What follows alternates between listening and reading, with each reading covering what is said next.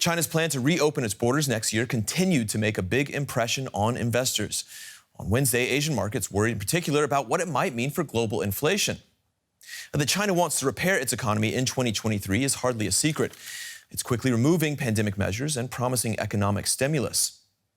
And next year also marks the 10-year anniversary of Beijing launching its Belt and Road Initiative. Xi Jinping's massive infrastructure building plan has also faced hard times, from defaults to delays to growing skepticism among other countries. Now it also has competition from the EU and G7.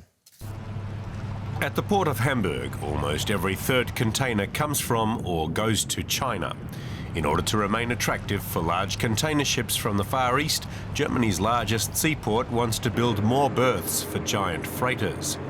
The money comes from Chinese state-owned COSCO Shipping Company.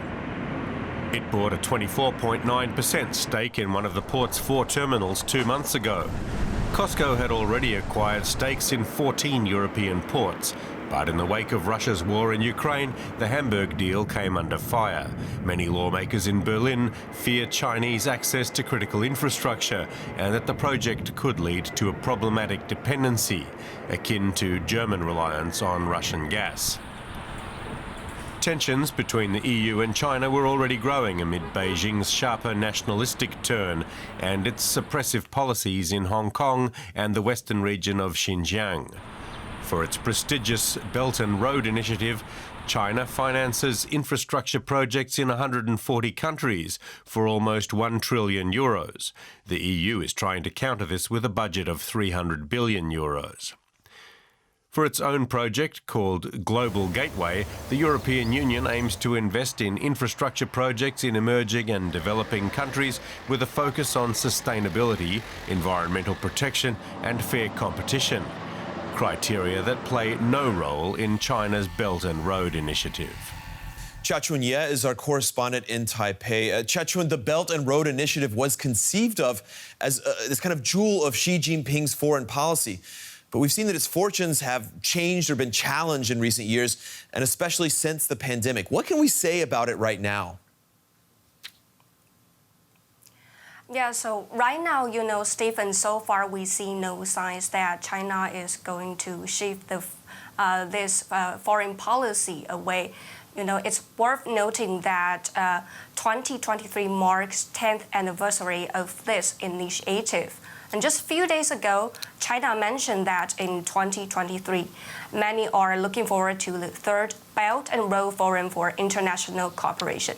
And before that, Chinese President Xi Jinping, he also stressed to Europeans that China welcomes the EU's participation in Belt and Road cooperation for greater synergy with the EU's global gateway strategy. So we can see that China is expected to push forward its Belt and Road still in the upcoming year. We mentioned that port in Hamburg. COSCO's bid for a stake in that terminal divided the German government. Are more countries wary of Chinese investments, or are they maybe attracted to it during these tough times? Yes, Stephen. Indeed, more and more countries are actually worried that Belt and Road Initiative might be poison coated with sugar. And except for the Hamburg case that you've mentioned, another key incident is Sri Lanka's bankruptcy this summer. Has aroused widespread awareness of the potential risk of China's debt trap diplomacy. And in this month, Saudi Arabia and Palestine have separately announced to deepen their cooperation with China's Belt and Road Initiative while she's visiting their country. So, it's still very hard for those countries to say no to such an attractive investment from the second largest economy in the world. We've heard a lot about Western attempts to answer the Belt and Road Initiative. To what extent can European and G7 investment really approach the levels of Chinese state spending? Is that even comparable?